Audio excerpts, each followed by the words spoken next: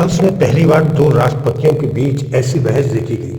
बहस शांति को लेकर थी, लेकिन इसमें बवाल हो गया। ओवल ऑफिस में अमेरिकी राष्ट्रपति डोनाल्ड ट्रंप और यूक्रेनी राष्ट्रपति व्लादिमीर जेलेंस्की भिड़ गए। बहस के बाद जेलेंस्की ने ट्रंप के समझौते के प्रस्ताव पर हस्ताक्षर करने से इनकार कर दिया और वो व्हाइट हाउस से बाहर आ गए। इस तरह की ट्रंप और जेलेंस्की के बीच की वार्ता सफल नहीं रही। जेलेंस्की और ट्रंप के बीच यूक्रेन के खनिजों को लेकर समझौता होना था। ट्रंप राष्ट्रपति बनने के बाद से ही यूक्रेन पर लगातार दुर्लभ खनिज देने के लिए दबाव बना रहे हैं। ट्रंप ने धमकी दी थी कि अगर ऐसा नहीं हुआ तो यूक्रेन को अमेरिकी मदद रोक दी जाएगी। कहा जाता है इसी संबंध में जेलेंस्की ट्रंप से मिलने आए थे। हालांकि बात इतनी बिगड़ गई कि जेलेंस्की को व्हाइट हाउस से निकलने के लिए कह दिया गया। पूरे घटनाक्रम के बाद जेलेंस्की ने सोशल मीडिया पर एक पोस्ट में अमेरिका का शुक्रिया अदा किया। उन्होंने लिखा, धन्यवाद अमेरिका, आपके समर्थन के लिए धन्यवाद, इस यात्रा के लिए धन्यवाद, धन्यवाद अमेरिकी राष्ट्रपति का, कांग्रेस और अमेरिकी जनता का।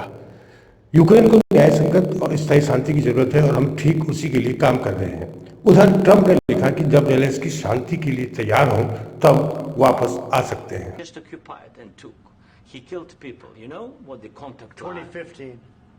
2014. 2014 and 2014. Yeah. So I was not here. Yeah, that's exactly right. Yes, but during 2014 till 2022, the situation the same. The people are been dying on the contact line. Nobody stopped him. You know that we had conversations with him, a lot of conversation, my bilateral conversation.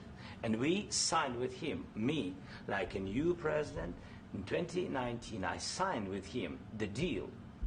I signed with him, Macron and Merkel, we signed ceasefire. Ceasefire. All of them told me that he will never go.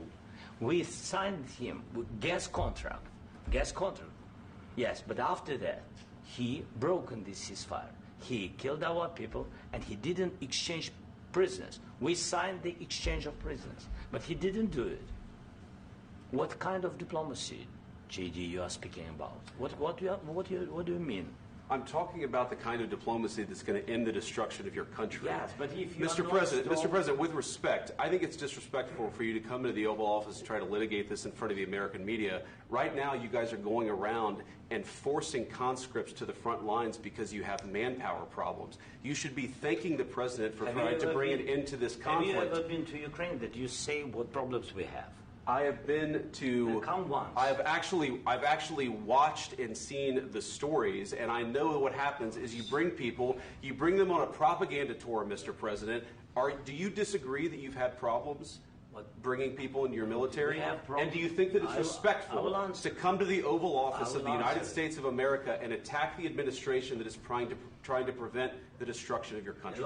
A lot of questions. Let's start from the beginning. Sure. First of all, during the war, everybody has problems, even you, but you have nice ocean and don't feel now, but you will feel it in the future.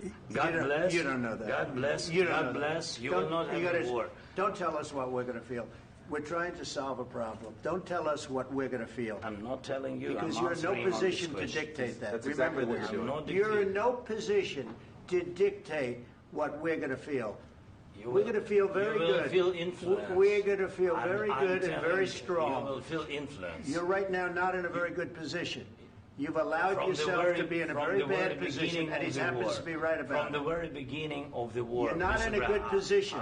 You don't have the cards right now. With us, you start having cards. Right now, you don't. You're playing cards. You're playing cards. You're gambling with the lives of millions of people.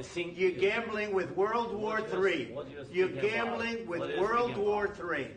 And what you're doing is very disrespectful to the country, this country, that's backed you far more than a lot of people said they should have. Have you said thank you once? This entire meeting? No, in this entire meeting, have you said thank you? You went to Pennsylvania and campaigned for the opposition in October. Offer some words of appreciation for the United States of America and the president who's trying to save your country. Please, you think that if you will speak very loudly about the war, you can... He's not speaking loudly. He's not speaking loudly. Your country is in big trouble. Can I Wait a minute. No. You've done a lot of talking. Your country is in big trouble. I know. You're not winning. You're not winning this. You have a damn good chance of coming out okay because of us. Mr. President, We are staying in our country, staying strong from the very beginning of the war. We've been alone, and we are thankful. I said thanks you haven't in been this alone. cabinet, You and haven't not been only alone. in this cabinet. We gave you, through I this said stupid thank you. president, $350 billion.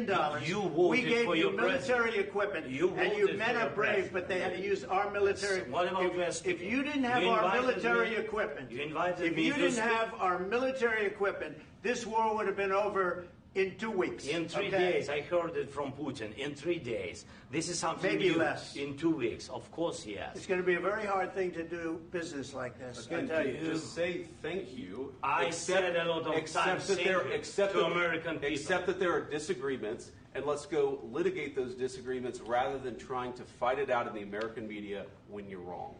We know that you're wrong. But you see, I think it's good for the American people to see what's going on. I understand, sir. I think it's I very understand. important. That's why I kept this going so long.